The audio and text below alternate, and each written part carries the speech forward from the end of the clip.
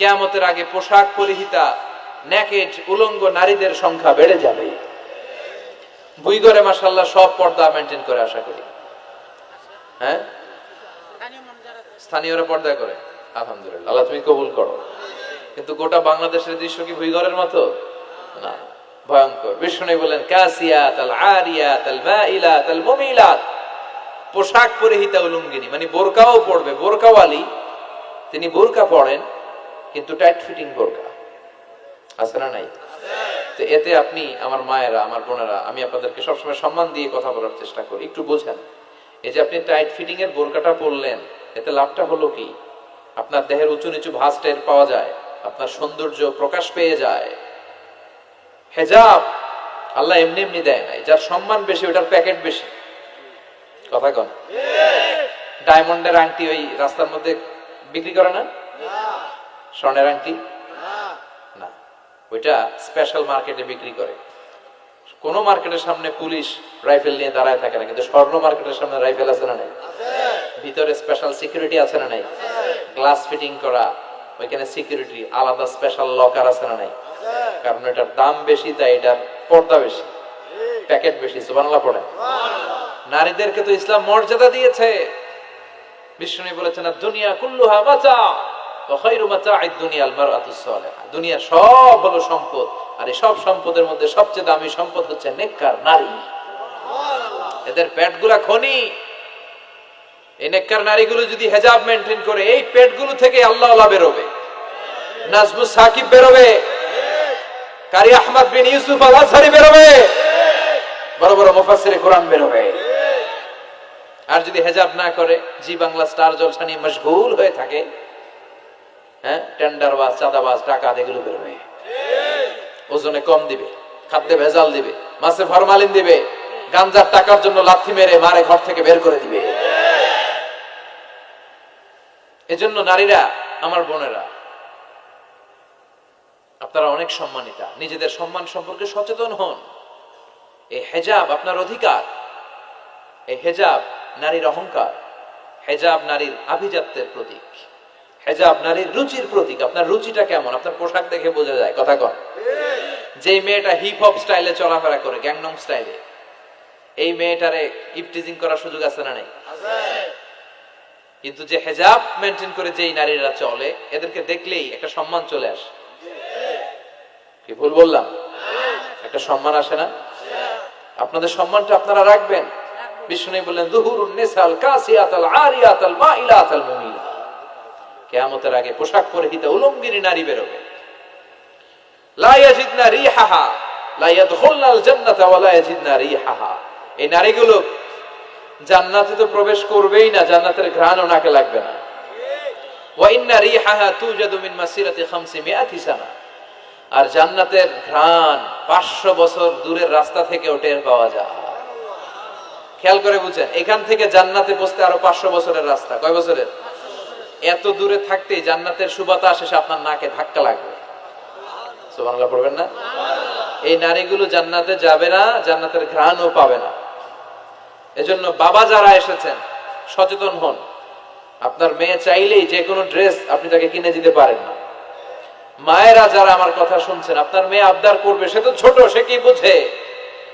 কিন্তু দেখবেন অনেক বিয়ের অনুষ্ঠানে আমি দেখেছি, মায়ের বয়স হচ্ছে 60, মায়ের হাত মোজা, পা মোজা, বোরকা লাগাইছে 2টা, পাশে ষোড়শী, অষ্টাদশী, তন্নি, সুন্দরী, সুস্নিগ্ধা এক মেয়ে, বয়স মাত্র 18। ওর বুকে ওন্না নাই, ওটা গলায় শোভা পাচ্ছে। এই 60 বছরের বুড়া মহিলার দিকে কেউ তাকাবে?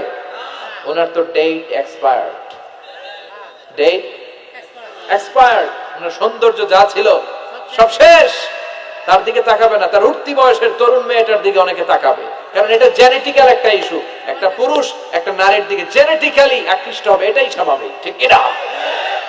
এজন্য আপনার হাত মোজা, পা মোজা আপনার দরকার ছিল না। আপনি পাতলা কাপড় পরলেও সমস্যা নাই। কথা কন। হাত মোজা, পা মোজা দরকার ছিল আপনার যুবতী মেয়েটার হাতে, যুবতী মেয়েটার পায়ে। এজন্য আপনারা আপনাদের সম্মানকে বুঝবেন। যারা নারী স্বাধীনতার কথা বলে, নারী আন্দোলনের কথা বলে, এরা নারীদেরকে ঠকায়। এরা নারীদেরকে বিজ্ঞাপনের বিলবোর্ডে নগ্ন করে উপস্থাপন করে। রাস্তা দিয়ে হাঁটি, চোখ খুলতে পারি না। আমার মায়েরা, এরা আমার দেশের মেয়ে, এরা এই 56,000 বর্গ মাইলের মেয়ে, এই মেয়েগুলোকে উলঙ্গ ভাবে হাফ নেকেড করে এই সিনেমা হলগুলোর পোস্টার গুলো যে দেওয়া হয়েছে, এতে সম্মান বেড়েছে না কমেছে? ওদিকে চোখ তুলে তাকানো যায়? এজন্য নারী স্বাধীনতার কথা যারা বলে এদের কথায় ফাঁদে পা দিবেন না। এরা আপনাদের সম্মান বাড়াতে চায় না, এরা আপনাদেরকে বিল বোর্ডে উঠাতে চায়, আপনাদেরকে উলঙ্গ করে রূপালী পর্দায় উঠাতে চায়, টিভির পর্দায় আপনাদেরকে নেকেড করে উপস্থাপন করতে চায়। এদের ঘরেই নারীরা বেশি নির্যাতিত হয়, এদের কাজের মেয়েরাই বেশি নির্যাতিতা, আর সুযোগ পেলে এরা ধর্ষণে সেঞ্চুরি করতে দেরি করে না। এজন্য নারীদেরকে সম্মান দিয়েছে ইসলাম। আমার বোনেরা, আমাদের সম্মান যেন আমরা রাখতে পারি। আল্লাহ তুমি বোঝার তৌফিক দান করো। এরপরে বিষ্ণু বললেন ইতাআতু যাওজা ওয়া উকুকুল কিয়ামতের আগে বিয়ে করার পরে ছেলেগুলো মাকে ভুলে গিয়ে স্ত্রীর পেছনে পেছনে দৌড়াবে, স্ত্রীর আনুগত্য করবে। এরকম নমুনা আছে না নাই? বই ঘরে আছে? হ্যাঁ, কিছু কিছু মুরব্বী অনেক পজিটিভ, মাশাআল্লাহ। সবকিছুই উনি কিছু কিছু অথবা নাই, এদিক থেকে আওয়াজ আসতেছে আছে, হয়তো কিছু কিছু আছে, কিছু কিছু নাই। জেনারেলাইজ করা ঠিক হবে। তো এই জন্য মাকে ভুলে যাওয়া যাবে না। মায়ের দোয়া বড় দোয়া, মায়ের দোয়া সবার আগে কবুল। বুলেট মারলে বুলেট মিস হয়, মায়ের দোয়া মিস হয়? খবরদার। স্ত্রী চলে গেলে নতুন স্ত্রী পাওয়া যায়, মা মরে গেলে মা পাওয়া যায়? তাই বলে আমি বলছি না আপনার স্ত্রীকে ডিভোর্স দেন না, বুঝান, মাকেও বুঝান, স্ত্রীকেও বুঝান, বুঝানোর চেষ্টা করেন। সমাজের এখন সবচেয়ে বড় সমস্যাটা হচ্ছে শাশুড়িরা চায় আমি ডমিনেট করব, আমার এতদিনের গড়া সংসার। বউ এসে কয় না আমি আইছি মাগার, আমি সব খায় হলাম। আছে না নাই? এই যে সবাই ডমিনেট করতে চায়, এটা সমস্যা। সমাধানটা কি? সমাধানটা হচ্ছে আমাদের শাশুড়ি যারা আছে সমাজের, তাদের উচিত বৌমাটারে নিজের মেয়ের মতো মনে করা। নিজের মেয়ের যেখানে বিয়ে দিছে ওইখানে কিন্তু খুব খোঁজ নেয়, মা তোর কি অবস্থা, তোর কষ্ট হইলো কিনা, ইত্যাদি ইত্যাদি। কিন্তু ছেলের বউ করে যারা আনছে এর দিয়ে ইচ্ছে মতো কাজ করা, এরকম টাকা আছে না নাই? ডাবল স্ট্যান্ডার্ড, এটা ঠিক না। আর বৌমা যারা আছেন, ঘরের বৌমা, এরা শাশুড়িকে একটু মায়ের মতো মনে করেন না, কারণ একদিন আপনিও শাশুড়ি হতে চলেছেন, একদিন আপনিও শাশুড়ি হবেন। রং ধরা যৌবন জং ধরে শেষ, আপনারও ছেলে হবে, এই ছেলের বিয়ে করাতে হবে, এই ছেলের বউ এসে আপনার ঘরে তাই করবে আপনি আপনার শাশুড়ির সাথে যা যা করেছেন। এই ছোট্ট হিসাবটা বুঝতে চায় না। শাশুড়ির উচিত বৌমাকে নিজের নিজের মেয়ের মতো করে আদর করা, যত্ন করা, আর বৌমাদের উচিত শাশুড়িকে মায়ের মতো সেবা করা। এই মিউচুয়াল আন্ডারস্ট্যান্ডিংটা থাকলে কোনো ঘরে আর ঝগড়া হবে? শাশুড়ি বৌমা, আল্লাহ সবাইরে তুমি কবুল করো। তো কিয়ামতের আগে মারে ভুলে যাবে, মাকে ভুলে গিয়ে স্ত্রীর পেছনে পেছনে দৌড়াবে। খবরদার, খবরদার। আপনি নামাজি হতে পারেন, মুসল্লি হতে পারেন, হাজী সাহেব হতে পারেন, কিন্তু মা যদি বদদোয়া দেয় আপনার সব শেষ, দুনিয়াও শেষ, আখিরাতও শেষ। মায়ের মর্যাদা বাবার চেয়ে 3 গুণ বেশি। হামালাতহু উম্মুহু, কারণ বাবা পেটে ধরে নাই, পেটে ধরছে কে? ওয়াহানান আলা ওয়াহান, 8 মাস 10 মাস এই বোঝাটা বাবা বহন করে নাই, করলো কে? ফিসালুহু ফি আমাইন, 2 বছর বাবা দুধ খাওয়ায়নি, দুধ খাওয়ালো কে?